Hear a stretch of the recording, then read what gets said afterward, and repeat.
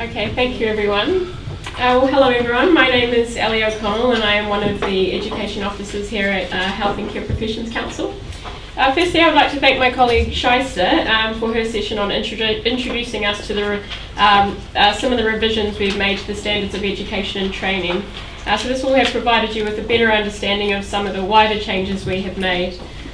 So today I will be leading on session 3. Now this session is designed to provide you an overview of 4 new standards we have. This will include, we'll talk about what the new standards are about, why they have been brought into our revised standards of education and training, and we'll have a look at how you as education providers might look at meeting these standards going forward. Once we've had a more in-depth look at these standards, we will also be looking at a number of case studies. We will look at these new standards in detail. We'll have more group discussions around your tables, and then we'll come back and feedback again, like our last session. So again, like we mentioned earlier, the case study session also really provides you with a good opportunity for you to work with different education providers around various professions to really help spark your thinking about how your programs might be able to meet these standards going forward. So it's really important to remember again that we are not prescriptive in our approach, and there is more than one way in how these standards can be met. Alright, so first of all we have standard 3.6. Now this standard states that there must be an effective process in place to ensure the availability and capacity of practice-based learning for all learners. So the purpose of this standard is to ensure that all learners on the program have access to placements which meet their learning needs. Now, as education providers, we expect you to apply this standard not just to current learners on the program, but to have a plan in place for future learners. For example, this would be a plan in place if your program was going to expand. We would also consider you to expect how practice-based learning for a particular program could also affect other programs. So in terms of providing evidence to meet this standards, as we are not prescriptive in our approach and do not set out as to how you should meet the standards of education and training, this will vary across different education providers. But it is really important to note here that the key word is process. So there has to be a process in place in order for us to be satisfied that this standard is met. Okay, can I have a quick show of hands if any of you currently involve learners on your program? That's quite a lot of you. So we have introduced this new standard, 3.8, which now requires that learners must be involved in the program.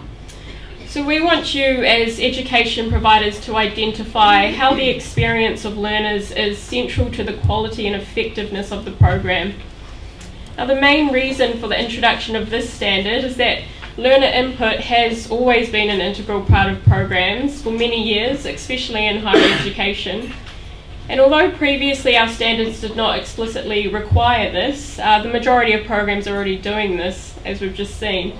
So the introduction of this standard means that we are bringing our requirements in line with expectations in the sector. So what does this standard mean? Well, we expect that learners are able to contribute to the program in some way.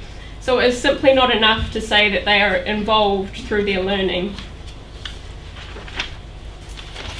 So as education providers, how might you evidence this standard? Well, we will need to see who the learners are. For example, this may be learners on a particular module, maybe class reps or recent graduates.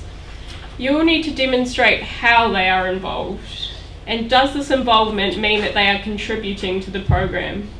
We also want to see what support they receive to enable them to contribute to the program in a meaningful way. Although we are not specific in the exact areas of the program that learners need to be involved, they could be involved in some or all of the design, delivery and review areas. Okay, now we have standard 3.17. Now the standard states that there must be an effective process in place to support and enable learners to raise concerns about the safety and well-being of service users. So why a new standard? And the reason for this standard partly stems from learning points that have shown that individuals in these environments should be empowered to speak up if they are concerned about the safety of service users. The reason for this standard is also due to us recognising that there are often policies in place, but currently we have no oversight of those policies. So learners may be able to identify risks for service users, but they may not go on to raise these due to power imbalances. And this is why this standard is so crucial. And what does this standard mean? Well, this standard is about helping learners to recognise situations where service users may be at risk. It is about supporting them in raising those concerns. And it is about making sure that action is taken in response to those concerns. Okay, and lastly, in our new standards, we have Standard 4.9, and this states that the program must ensure that learners are able to learn with and from professionals and learners in other relevant professions. So this standard is not technically a new standard, but rather it's an enhancement of the existing requirement. So we wanted to move away from a previously negatively framed standard, as we recognise the importance of learning with and from other professions. Additionally, research we undertook showed that the vast majority of programs are already doing elements of this in some form. So this new standard is often referred to by education providers as interprofessional education or interprofessional learning. I would like to point out that we will not really be using these terms in our standards, as different education providers will define interprofessional education in different ways, especially across higher education and private providers. So it is important here to recognise that the key words in this standard is really with and from. So please note that it is not alongside.